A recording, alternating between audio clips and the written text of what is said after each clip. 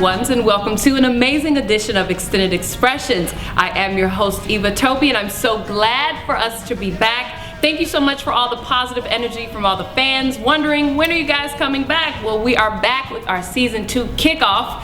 Thank you once again, and we're very excited that my entire team was invited to cover this amazing event and project that's been going on for the past like 4 or 5 years or so. And we're giving you behind the scenes coverage of the Tony-Award Winning Broadway play, Fela. We're here in the Windy City. We got so much. We're gonna interview the cast, see what's going on, so make sure that you stay tuned. If your head is hot, so we're here once again giving you behind the scenes footage from the cast of the Tony-Award winning play Fela, the musical. And I'm very excited to have Fela, one of the individuals that plays Fela, Dwayne Richmond. How are you? I'm wonderful. How are you? I'm doing fantastic. So you've been on tour, and how do you keep it up? Because I know I've seen the play like about 3 times now, and it's pretty demanding. How do you get the energy? Well, we eat right, take our vitamins and our minerals, ginseng, cola nut, multivitamin. We definitely got to keep our health in order, and we're constantly working out. We're in the gym, we're running on the treadmill, we're running outside, getting our endurance up, and just because all that plays a big part in embodying that character. And I was just gonna say that, like, how did you like really prepare for it? Did you study him? Well, you know, I'm West African. I was born in Sierra Leone, and growing up in an African home.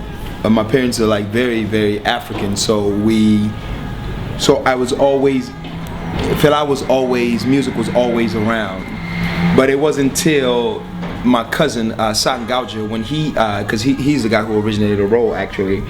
When he did it, and the opportunity was presented to me, that I started to research and I started to learn more about Fela, not just as the musician, but the guy who married 27 wives, the guy who wrote a song about zombie mocking the military regime. You know what I'm saying? The guy who was beaten over 200 times, locked up over 200 times.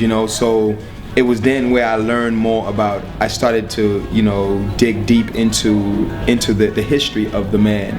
So many outlets and so many levels, and I think that's why he's become like literally a worldwide like phenom, so to speak. So how do you think playing the role has impacted your life?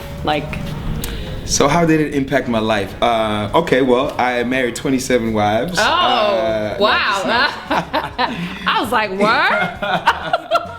We really embodied the character. Yeah. No, I remember back in the days where I used to never wanted to be from Africa, because it was so much that you receive coming in America, growing up in America and being young, but I think the older that I've gotten in my life, I found I wanted to adapt so much in the American culture that there came a point in my life where I have embraced my culture.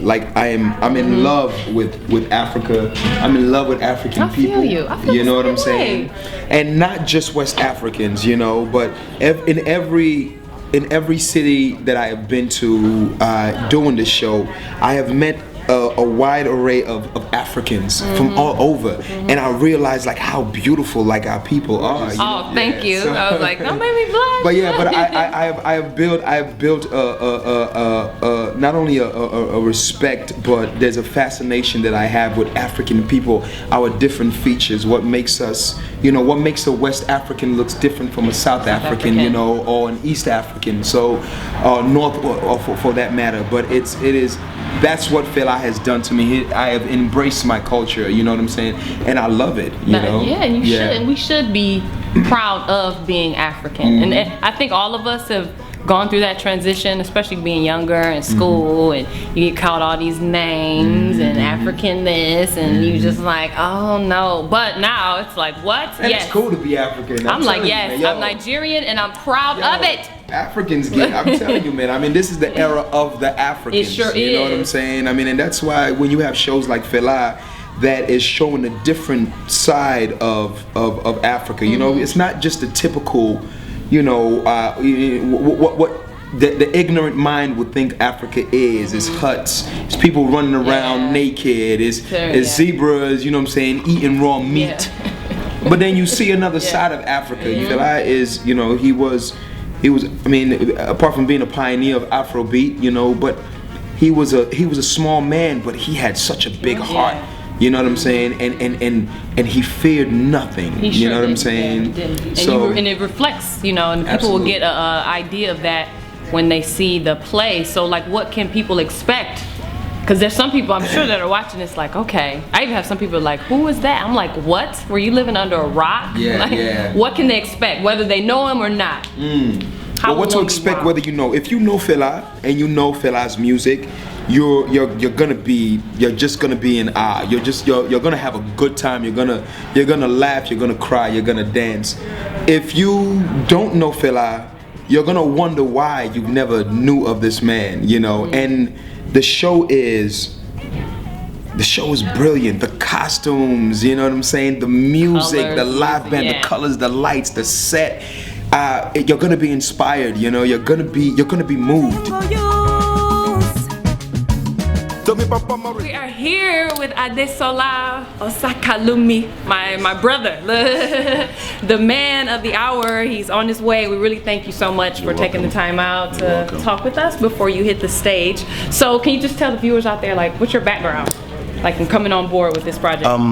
Wow, I was in another Broadway show called Equus that preceded Fela, but I knew about Fela when it was off Broadway in New York, and it was the talk of the musical theater community, so I knew that when the show I was in ended, I wanted to audition. I prepared myself. I did everything I could to, you know, get ready for the role. I auditioned 3 times, 3 different auditions. Wow. They put me through the ringer. I see. And very thankful that they picked me, and I've been allowed to move forward in the role. It's like Fela's life is complicated, but at the end of it, I know for me, I want people to feel the importance of standing up for what you believe in. You know, Fela didn't just do what people told him to do. He took the unpopular stance often, but now 20, 30 years later, people seeing what he said, how right he was, and they were like, how much they should have supported him back then. Because many people I meet, they say, oh, I knew Fela, my parents, we grew up with Fela. I said, but did your parents let you listen to Fela? Then, not now, when it's good. Fela, I love this, my Fela. Different now. So, you know, the fact that people really understand that this is a person who really lived. He's not someone that was written out of someone's imagination. His life actually happened the way it was portrayed on stage. Shayun and Femi and Yenny, they're still alive. This is real. So it's not just something we take lightly. Yeah, and that's why I love it. And I was so glad when it came, and I'm so glad that you're doing it, and we're here, and I'm very excited to see it.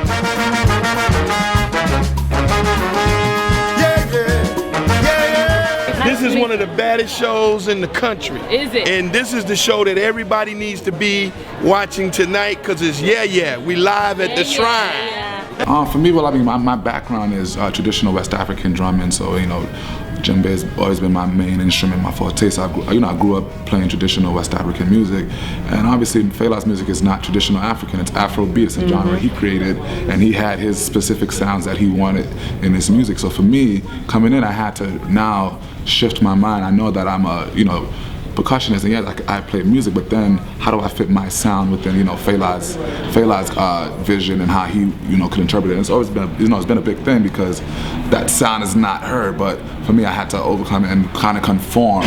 So for me, it's also made me a better musician. Now I hear music differently, so when I go back and approach traditional West African djembe, now I'm approaching it from an Afrobeat kind of standpoint, and kind of like messes up like people's heads, like, wait a minute, how did you fit that in the music? And I'm like, well, you know, really it's just I hear the music on a different ways just because of the Afrobeat side and then the traditional side. Yes, and I love it. Nothing without water. Well, I wouldn't say it's beyond like for me. It's an accomplishment because, you know, it's something I think I owe Fela and the society we come from. So to be able to live it or accomplish it, I think that's a step in the right direction.